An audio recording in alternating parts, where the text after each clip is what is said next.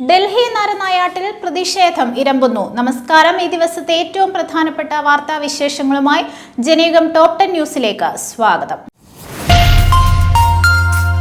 NEET ചോദ്യപേപ്പർ ചോർച്ചയിൽ കേന്ദ്ര വിദ്യാഭ്യാസ മന്ത്രി ധർമ്മേന്ദ്ര പ്രധാന്റെ രാജി ആവശ്യപ്പെട്ട് പാർലമെന്റ് മാർച്ച് നടത്തിയ വിദ്യാർത്ഥികളെ ക്രൂരമായി മർദ്ദിച്ച ഡൽഹി പോലീസിന്റെയും കേന്ദ്ര അർദ്ധസൈനിക വിഭാഗങ്ങളുടെയും നടപടിയിൽ പ്രതിഷേധം ശക്തം. സമരക്കാർക്ക് ഐക്യദാർഢ്യം പ്രഖ്യാപിച്ച് ഇടതുപക്ഷ എംപിമാർ പ്രകടനമായി ജന്തർ മന്ദിറിലെത്തി. P Santhosh Kumar, Amra Ram, K Radhakrishnan, John Brittas, A Rahim, R Sachidanandam, Su Venkatesan, P Suneer, K Subbarayan, Jose K Mani തുടങ്ങിയവർ നേതൃത്വം നൽകി. രാഹുൽ ഗാന്ധിയുടെ നേതൃത്വത്തിൽ കോൺഗ്രസും പ്രതിഷേധം സംഘടിപ്പിച്ചു. അഞ്ചരക്കണ്ടിയിലെ BDS വിദ്യാർത്ഥിയായിരുന്ന നിതിൻ രാജിന്റെ ദുരൂഹ മരണവുമായി ബന്ധപ്പെട്ട കേസിൽ പ്രതി ഡോക്ടർ റാമിന് ജാമ്യം ലഭിച്ചതിൽ ആഭ്യന്തര വകുപ്പിന് അമർഷം. അന്വേഷണത്തിൽ ക്രൈംബ്രാഞ്ചിന് ഗുരുതരമായ വീഴ്ച സംഭവിച്ചതായി ആഭ്യന്തരമന്ത്രി രമേശ് ചെന്നിത്തല DGP അറിയിച്ചതായാണ് സൂചന. കേസ് അന്വേഷിക്കാൻ അജിത ബീഗത്തിന്റെ നേതൃത്വത്തിൽ പുതിയൊരു സംഘത്തെ ചുമതലപ്പെടുത്തി. സംഭവത്തെക്കുറിച്ച് വിശദമായ റിപ്പോർട്ട് നൽകാൻ സംസ്ഥാന പോലീസ് മേധാവിയോട് ആവശ്യപ്പെട്ടിട്ടുണ്ട്. ഇന്ത്യയും അമേരിക്കയും തമ്മിൽ ഒപ്പുവെക്കാൻ നിർദ്ദേശിച്ചിരിക്കുന്ന സ്വതന്ത്ര വ്യാപാര കരാറിനെതിരെ പ്രതിഷേധം കടുപ്പിച്ച കർഷക സംഘടനകൾ. ഡൽഹിയിലെ കിസാൻ ഘട്ടിൽ ദേശ് ബച്ചാവോ മോർച്ചയുടെ ബാനറിൽ ചൊവ്വാഴ്ച സംഘടിപ്പിക്കുന്ന ഏകദിന കിസാൻ മഹാപഞ്ചായത്തിൽ പങ്കെടുക്കാനായി നീങ്ങിയ കർഷകരെ ഹരിയാന പോലീസ് ശംഭു അതിർത്തിയിൽ തടഞ്ഞു. പഞ്ചാബ് ഹരിയാന അതിർത്തിയായ ശംഭുവിൽ കനത്ത പോലീസ് സന്നാഹത്തെയാണ് വിന്യസിച്ചിരിക്കുന്നത്.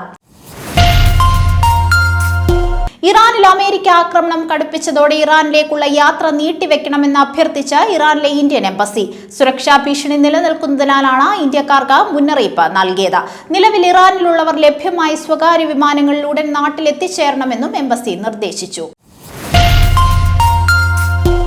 ഇന്ത്യൻ ബഹിരാകാശ ഗവേഷണ സംഘടനയുടെ ഇൻസെറ്റ് ഉപഗ്രഹങ്ങൾ പകർത്തിയ ഏറ്റവും പുതിയ ചിത്രങ്ങൾ പ്രകാരം രാജ്യത്തിന്റെ 70% ഭാഗങ്ങളും കനത്ത മേഘാവൃതമെന്ന കേന്ദ്ര കാലാവസ്ഥാ വകുപ്പ്. ജൂലൈ 21 രാവിലെ പകർത്തിയ ഉപഗ്രഹ ചിത്രങ്ങൾ വിശകലനം ചെയ്തതിൽ നിന്നാണ് അന്തരീക്ഷത്തിൽ വൻതോതിൽ മേഘരൂപീകരണം ഉണ്ടെന്ന് സ്ഥിരീകരിച്ചത്.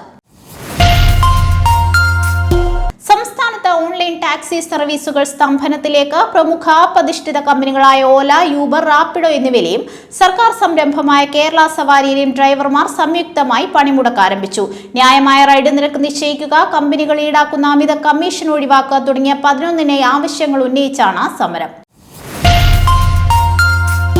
പാലാ നഗരസഭാ ചെയർപേഴ്സൺ ദിയ ബിനു പുളിക്കണ്ടത്തിനെതിരായ അവിശ്വാസ പ്രമേയം പാസായി. LDF കൊണ്ടുവന്ന അവിശ്വാസ പ്രമേയത്തെ 5 UDF കൗൺസിലർമാർ പിന്തുണച്ചതോടെയാണ് UDFന് ഭരണം നഷ്ടമായത്. 26 കൗൺസിലർമാരിൽ 17 പേർ ഇന്ന് കൗൺസിലിൽ യോഗത്തിൽ ഹാജരായി. 17 പേരും അവിശ്വാസ പ്രമേയത്തെ അനുകൂലിച്ച് വോട്ട് ചെയ്തു. 12 പ്രതിപക്ഷ കൗൺസിലർമാർ, 4 കോൺഗ്രസ് അംഗങ്ങൾ, 1 സ്വതന്ത്ര അംഗം എന്നിവരാണ് വോട്ട് ചെയ്തത്.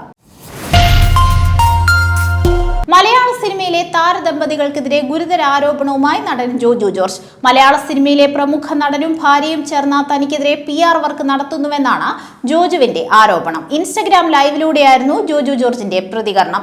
നടനും ഭാര്യയും കൂടാതെ മലയാളത്തിലെ പല പ്രമുഖ താരങ്ങളും പെയ്ഡ് PR വർക്ക് ചെയ്യുന്നുണ്ടെന്നും ജോജു ആരോപിച്ചു. മുൻ കേന്ദ്ര ക്യാബിനറ്റ് സെക്രട്ടറി KM ചന്ദ്രശേഖർ ഉപാധ്യക്ഷനായി സംസ്ഥാന ആസൂത്രണ ബോർഡ് പുനഃസംഘടിപ്പിച്ചു. മുഖ്യമന്ത്രി അധ്യക്ഷനായ ബോർഡിൽ മന്ത്രിമാരായ PK Kunhalikutty, Sunny Joseph, Mons Joseph, Shibu baby John, CP John എന്നിവരാണ് മറ്റംഗങ്ങൾ. കിളിമാനൂരിൽ അച്ഛനെയും മകനെയും തട്ടിക്കൊണ്ടുപോയി മർദ്ദിച്ച സംഭവത്തിൽ പ്രധാന പ്രതി പിടിയിൽ. സുധീഷിനെയാണ് കൊല്ലം ചിതറയിൽ നിന്നും പോലീസ് പിടികൂടിയത്. ഇന്ന് രാവിലെ ലാൽകൃഷ്ണ, ആരോമൽ, അരുൺ എന്നീ പ്രതികളെ ചിതറയിൽ നിന്ന് പിടികൂടിയിരുന്നു. തട്ടിക്കൊണ്ടുപോകലിന്റെ മുഖ്യ ആസൂത്രകൻ സുധീഷാണെന്നാണ് പോലീസ് പറയുന്നത്. ജനയുഗം ടോപ്പ് 10 ന്യൂസിലൂടെ വീണ്ടും കാണാം. കൂടുതൽ വാർത്തകൾക്കും വിശേഷങ്ങൾക്കുമായി ജനയുഗത്തിന്റെ വെബ്സൈറ്റ്, YouTube ചാനലുകൾ സന്ദർശിക്കുക.